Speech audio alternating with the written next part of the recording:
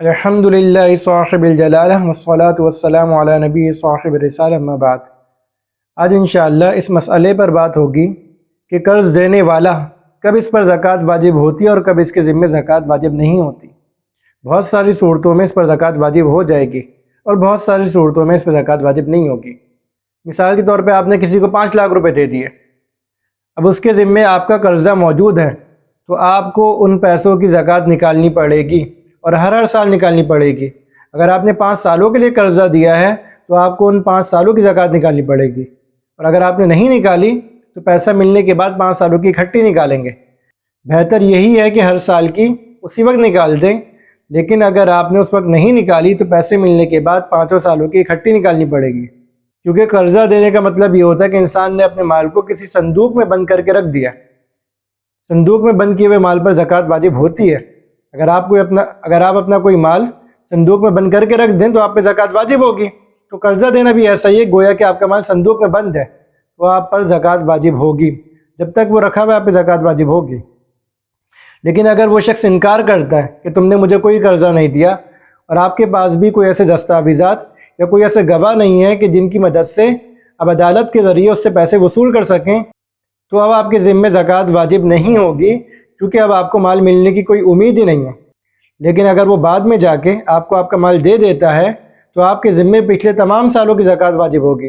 مثال کے طور پر اس نے آپ کو 3 سال بعد مال دے دیا تو 3 سال بعد آپ کے اوپر پچھلے تمام سالوں کی یعنی 3 سالوں کی زکوٰۃ واجب ہوگی۔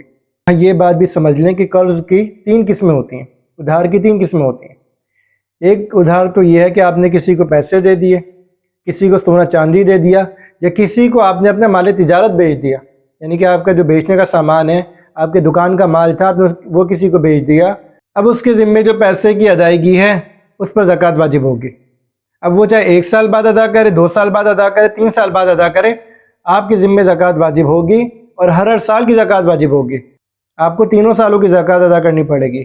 لیکن اگر وہ پیسے ٹکڑے ٹکڑے کر کے دیتا ہے، ایک ساتھ نہیں دیتا، تو جتنا مال ملتا جائے گا اس پر اتنی زکوٰۃ واجب ہوتی رہے گی۔ مثال کے طور پہ نصف مال مل گیا یا 25% مال اس نے دے دیا۔ اب 25% مال آپ کے بنتے تھے 30,000 روپے، اور 30,000 روپے آپ کو پہلے سال میں ہی مل گئے، تو اس پر زکوٰۃ واجب ہوگی۔ 30,000 کی زکوٰۃ 2.5% نکالی جائے گی، اور اگر یہی 30,000 2 سال بعد ملے تھے تو دونوں سالوں کی زکوٰۃ نکالی جائے گی، لیکن 2.5% کے اعتبار سے نکالی جائے گی، یعنی آپ کے مال کا 40واں حصہ۔ دوسرا قرضہ وہ ہوتا ہے کہ آپ نے کسی کو اپنے گھر کا سامان بیچ دیا، نہ آپ نے سونا چاندی اس کو دیا، نہ آپ نے اس کو نقد پیسے دیے، نہ آپ نے اس کو مال تجارت بیچا، آپ نے گھر کا کوئی سامان بیچ دیا، فریج بیچ دیا، فرنیچر بیچ دیا، آپ کی کوئی زمین رکھی ہوئی تھی آپ نے وہ بیچ دی۔ اب اس کے ذمے جو آپ کے پیسے ہیں تو اس پر بھی زکوٰۃ واجب ہے، بھلے آپ نے اس سے جتنا بھی ادھار کیا ہو، 1 سال بعد کا کیا ہو، 2 سال بعد کا کیا ہو، 3 سال بعد کا کیا ہو، ان پیسوں پر بھی زکوٰۃ واجب ہوگی۔ اور یہ جب بھی ملیں گے تو جتنے سال کی زکوٰۃ آپ کے ذمے لازم ہے، آپ نے ساری زکوٰۃ ادا کرنی ہوگی۔ لیکن اس قرضے میں سہولت یہ ہوتی ہے کہ پچھلے قرضے کے اندر جہاں مال تجارت تھا یا پیسے تھے یا سونا چاندی تھے، وہاں جتنا ملے گا اس پہ زکوٰۃ ادا کرنی ہے۔ یہاں جتنا ملے گا اس پہ زکوٰۃ ادا نہیں کرنی، یہاں جب تک اتنا نہ مل جائے کہ جو مال زکوٰۃ کو پہنچ جائے، یہاں جب تک اتنا نہ مل جائے جو مقدار زکوٰۃ کو نہ پہنچ جائے، یعنی 1,44,000 کو نہ پہنچ جائے، تب تک زکوٰۃ ادا نہیں کرتے۔ ہاں جب تھوڑا کر کے اتنا مل گیا کہ جو مال زکوٰۃ کو پہنچ رہا ہے، اب زکوٰۃ ادا کریں گے۔ تیسرا قرضہ وہ ہوتا ہے کہ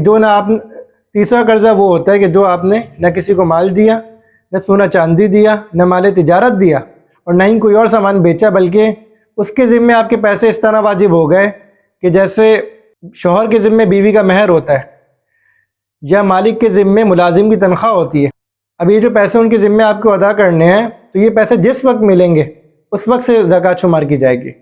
ایسا نہیں کہ اگر اس نے آپ کو 2 سال ادا نہیں کیے، 3 سال ادا نہیں کیے تو اس پر زکوٰۃ واجب کر دی جائے، یا جب ملیں گے تو جتنے سالوں کی زکوٰۃ ادا کرنی ہوگی۔ اس میں ایسا نہیں ہوتا، اس میں آپ کو جب ملیں گے اس وقت سے آپ کا سال شروع ہوگا۔